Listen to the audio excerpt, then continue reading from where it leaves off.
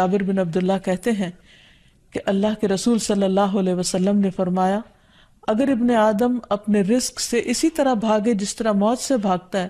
تو بھی رزق اسے اسی طرح پالے گا جس طرح اسے موت پا لیتی ہے، یعنی اس کا رزق اس تک پہنچ کر رہے گا۔ اس سلسلے میں ایک بہت اہم بات یاد رکھنے کی ہے کہ انسان رزق کے معاملے میں ہمیشہ اللہ تعالیٰ کی طرف رجوع کرے اور کسی بھی پریشانی کی صورت میں غیر اللہ کی طرف رجوع نہ کرے، یعنی اپنے دکھ، تکلیف، پریشانی، اس کا داستان، اس کی بپتا صرف اللہ تعالیٰ کو سنائے، اسی سے دعائیں مانگے، اور یہ مت سمجھے کہ اللہ تعالیٰ نہیں سنتا تو وہ کسی اور کے در پر جا کر اپنی مشکل بیان کر کے اسے مشکل کشا سمجھتے ہوئے اس سے اپنی حاجات پوری کروا سکتا ہے۔ قرآن مجید میں اللہ تعالیٰ فرماتے ہیں وَاللَّهُ جَعَلَ لَكُم مِّنْ أَنفُسِكُمْ أَزْوَاجًا وَجَعَلَ لَكُم مِّنْ أَزْوَاجِكُمْ بَنِينَ وَحَفَدًا وَرَزَقَكُم مِّنَ الطَّيِّبَاتِ أَفَبِالْبَاطِلِ يُؤْمِنُونَ وَبِنِعْمَةِ اللَّهِ هُمْ يَكْفُرُونَ وَيَعْبُدُونَ مِن دُونِ اللَّهِ مَا لَا يَمْلِكُ لَهُمْ رِزْقًا مِّنَ السَّمَاوَاتِ وَالْأَرْضِ شَيْئًا وَلَا يَسْتَطِيعُونَ۔ اور اللہ نے تمہارے لیے خود تم ہی سے بیویاں بنائیں اور تمہارے لیے تمہاری بیویوں سے بیٹے اور پوتے بنائے اور تمہیں پاکیزہ چیزوں سے رزق دیا، تو کیا وہ باطل کو مانتے ہیں اور اللہ کی نعمت کا انکار کرتے ہیں؟ اور وہ اللہ کے سوا ان کی عبادت کرتے ہیں جو نہ انہیں آسمانوں اور زمین سے کچھ بھی رزق دینے کے مالک ہیں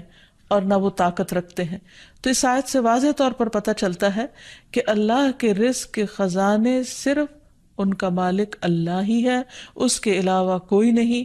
اگر اللہ تعالیٰ کسی کو رزق نہ دے تو کوئی اور کچھ بھی نہیں دے سکتا، کیونکہ اللہ تعالیٰ نے ملکیت کے یہ سارے اختیارات اپنے پاس رکھے ہوئے ہیں، کسی اور کو نہیں دیے۔ جیسا کہ ایک اور آیت میں آتا ہے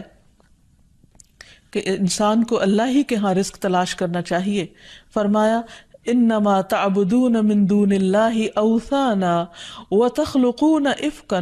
ان الذین تعبدون من دون اللہ لا يملكون لكم رزقا فابتغوا عند اللہ الرزق واعبدوہ واشکروا لہ الیہ ترجعون۔ تم اللہ کے سوا چند بتوں ہی کی تو عبادت کرتے ہو اور تم سراسر جھوٹ گھڑتے ہو، بلا شبہ اللہ کے سوا جن کی تم عبادت کرتے ہو تمہارے لیے کسی رزق کے مالک نہیں، سو تم اللہ کے ہاں ہی رزق تلاش کرو اور اسی کی عبادت کرو اور اس کا شکر کرو، اسی کی طرف تم لوٹائے جاؤ گے، یعنی اسی نے تمہیں پیدا کیا، وہی تمہیں رزق دیتا ہے، اسی کی طرف تمہاری واپسی ہے۔ اس لیے تم نہ اللہ کے سوا کسی اور کی عبادت کرو اور نہ ہی اس کے آگے ہاتھ پھیلاؤ اور نہ اس سے توقع رکھو کہ وہ تمہیں کچھ دے گا۔ نبی صلی اللہ علیہ وسلم کی سکھائی ہوئی مسنون دعائیں بہت ہی بہترین ہیں۔ نبی صلی اللہ علیہ وسلم ہر روز صبح فجر کی نماز کے بعد یہ دعا پڑھتے تھے، اللہم انی اسألک علما نافعا ورزقا طیبا وعملا متقبلا۔ اے اللہ، میں تجھ سے علم نافع، طیب رزق یعنی پاکیزہ رزق اور مقبول عمل کا سوال کرتا ہوں، یعنی ایسے عمل کی توفیق دے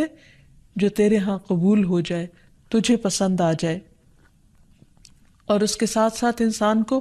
حرام سے بچنے کی دعا کرنی چاہیے۔ اس سلسلے میں آپ صلی اللہ علیہ وسلم نے جو دعا سکھائی وہ ہے اللہم اکفنی بحلالک عن حرامک واغننی بفضلک عمن سواک۔ اے اللہ، اپنے حلال کے ذریعے حرام سے میری کفایت فرما، یعنی مجھے اتنا حلال دے کہ مجھے حرام کی ضرورت ہی نہ رہے، اور اپنی مہربانی سے مجھے اپنے علاوہ ہر ایک سے بے نیاز کر دے،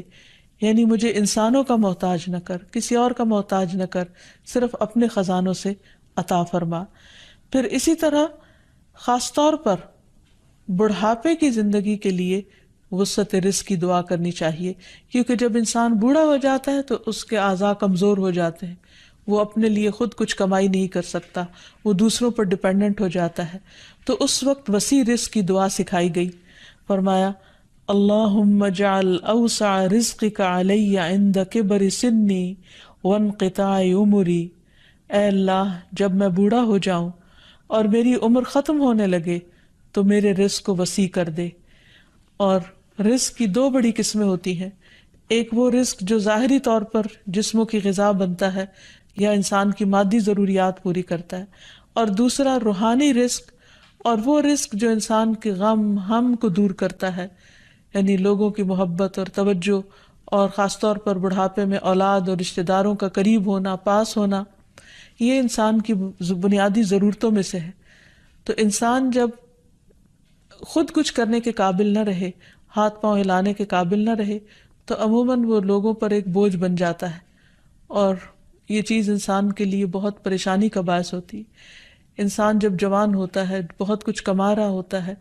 تو سب اس کو لک فارورڈ کرتے ہیں، سب اس سے محبت کرتے ہیں، سب اس کے پیچھے جاتے ہیں، کیونکہ اس کی ذات سے لوگوں کو فائدہ پہنچتا ہے۔ لیکن بڑھاپے میں انسان اس طرح فائدہ نہیں پہنچا سکتا، تو پھر انسان کے لیے پریشانی ہوتی ہے، اور اسے تنہائی کا احساس بھی ہونے لگتا ہے، اور اس کے لیے انتہائی اذیت کے دن ہو جاتے ہیں۔ وہ اپنے حسین ماضی کو بھی یاد کرتا ہے، کامیاب زندگی کو بھی یاد کرتا ہے، اور اپنے مستقبل کو بھی دیکھتا ہے کہ موت قریب آ لگی ہے۔ تو ایسے میں یہ دعا بہت فائدہ مند ہے کہ اے اللہ، جب میں بوڑھا ہو جاؤں اور میری عمر ختم ہونے لگے تو میرے رزق کو وسیع کر دے۔ اور جب انسان کے پاس اپنی ضرورت کا ہوتا ہے بڑھاپے میں بھی، تو انسان یکسوئی کے ساتھ اللہ سبحانہ وتعالیٰ کی عبادت اور زیادہ کر سکتا ہے۔ اسی طرح اپنے لیے اور اپنی اولاد کے لیے وسیع رزق کی دعا کرنی چاہیے، جیسے ابراہیم علیہ السلام نے دعا کی تھی، ربنا انی اسکنت من ذریتی بواد غیر ذی زرع عند بیتک المحرم ربنا لیقیموا الصلاة فاجعل افئدة من الناس تہوی الیہم وارزقہم من الثمرات لعلہم یشکرون۔ اے ہمارے رب، بے شک میں نے اپنی کچھ اولاد کو اس وادی میں آباد کیا جو کسی کھیتی والی نہیں، تیری حرمت والے گھر کے پاس، اے ہمارے رب، تاکہ وہ نماز قائم کریں۔ سو کچھ لوگوں کے دل ایسے کر دے کہ ان کی طرف مائل رہیں، اور انہیں پھلوں سے رزق عطا کر تاکہ وہ شکر ادا کریں۔ تو اس میں ہم دیکھتے ہیں کہ ابراہیم علیہ السلام اپنے بچوں کے لیے روحانی رزق کی دعا بھی کر رہے ہیں، جذباتی محبت کے رزق کی دعا بھی کر رہے ہیں، اور پھر اس کے ساتھ ساتھ جسمانی رزق کی دعا بھی کر رہے ہیں جو ہر انسان کی ضرورت ہے، اور اس میں سے بھی بہترین رزق یعنی پھلوں کے رزق کی دعا کر رہے ہیں، کیونکہ انسان کو اللہ تعالیٰ کا صرف رزق ہی نہیں مانگنا چاہیے، بہترین رزق مانگنا چاہیے۔ یعنی ایک تو سمپل سی دعا ہے اللہم ارزقنی، اور پھر ورزقنا وانت خیر الرازقین، جو سورۃ المائدہ میں اللہ تعالیٰ نے دعا سکھائی ہے، اور ہمیں رزق دے اور تو سب رزق دینے والوں میں سے بہترین ہے۔ رزق کی تنگی میں خاص طور پر استغفار بہت فائدہ دیتی ہے، یعنی انسان کے گناہ انسان کے رزق کے راستے میں رکاوٹ بن جاتے ہیں۔ اور آخر میں یہ بات یاد رہے کہ انسان کے رزق میں اکثر اس کے اپنے گناہ رکاوٹ بن جاتے ہیں، اس لیے جب انسان ان گناہوں سے توبہ کرتا ہے، استغفار کرتا ہے، تو اللہ تعالیٰ رزق کے دروازے کھول دیتے ہیں، جیسے اللہ تعالیٰ کا وعدہ ہے۔ قرآن مجید میں آتا ہے، نوح علیہ السلام نے اپنی قوم سے کہا، فَقُلْتُ اسْتَغْفِرُوا رَبَّكُمْ إِنَّهُ كَانَ غَفَّارًا يُرْسِلِ السَّمَاءَ عَلَيْكُمْ مِدْرَارًا وَيُمْدِدْكُمْ بِأَمْوَالٍ وَبَنِينَ وَيَجْعَلْ لَكُمْ جَنَّاتٍ وَيَجْعَلْ لَكُمْ أَنْهَارًا۔ اور کہا کہ اپنے رب سے معافی مانگ لو، بلا شبہ وہ بڑا معاف کرنے والا ہے، وہ تم پر آسمان سے خوب بارشیں برسائے گا، اور تمہاری مال اور اولاد سے مدد کرے گا، تمہارے لیے باغ پیدا کرے گا اور نہریں جاری کرے گا۔ تو اس سے یہ پتہ چلتا ہے کہ دنیا میں جتنی بھی راحتیں اور رزق کی قسمیں ہیں، ان سب کی کنجی استغفار ہے۔ تو اس لیے انسان کثرت سے اپنے گناہوں پر توبہ کرتا رہے۔ حضرت حسن بصری کی مجلس میں ایک شخص آیا اور کہنے لگا کہ اس کے ہاں اولاد نہیں، تو انہوں نے اس کو استغفار کا حکم دیا۔ دوسرے شخص نے کہا کہ ان کے ہاں قحط سالی ہے، بارشیں نہیں ہو رہی، تو انہوں نے ان کو استغفار پڑھنے کے لیے کہا۔ تیسرا شخص آیا اور کہنے لگا کہ اس کے رزق میں مشکل ہے، تو انہوں نے اس کو بھی یہی نسخہ بتایا۔ تو ان کی مجلس میں سے ایک شخص نے کہا